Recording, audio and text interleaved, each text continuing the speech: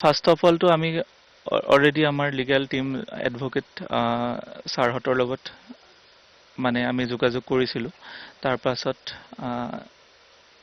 Lastly এতিয়া যোনটো স্থানত আছোঁ, লাষ্টলি আমি DGP ছাৰকো ইনফৰ্ম কৰিলোঁ যে আমি যোনখিনি লাষ্ট 7 days দেখি আছোঁ, ভাবিছিলোঁ যে বেলেগ নিউজ যেনেকৈ দুদিন এদিন বাজিখিনি কমি যায়, ভাবিছিলোঁ বিশালে নিজে ষ্টেটমেণ্ট দিলে, বিশালক লাইক যদি সি দোষী অবভিয়াছলি কোৰ্টে সেইখিনি চাব। চ' আমি ভাবিছিলোঁ নিউজখিনি আমাৰ বন্ধ হৈ যাব। বাট এতিয়া নিউজে আমাক পাৰ্চনেলি টাৰ্গেট কৰিলে। মোৰ লগত যোনে কাম কৰে, সুভান হওক, চন্দন হওক, তেওঁলোককো উঠাই কিনি প্ৰশ্ন কৰি আছে, যিহেতু ট্ৰেডিঙৰ লগত তেওঁলোকৰ জিৰ' ৰিলেশ্যন। ঠিক আছে।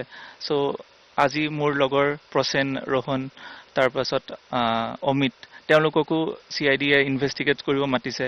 আৰু ৰাতিপুৱাৰ পৰা গধূলিলৈকে আমাৰ যিহেতু ইমান বছৰে এখন মানে পুলিচ ষ্টেচন গৈ পোৱা নাই বা এনেকুৱা ক্ষেত্ৰত, তো পুলিচৰ গাড়ী এখন ৰাতিপুৱাৰ পৰা ৰাতিলৈ ঘৰৰ আগত থাকে, পহৰা দি থকা টাইপ থাকে। মাহঁতো সেই বস্তুখিনি কেনেকৈ মাহঁতৰ লগত কথাই পাতিব পৰা নাই 10 দিন, বা যোগাযোগে কৰিব পৰা নাই এই চিটুৱেশ্যনখিনিৰ কাৰণে।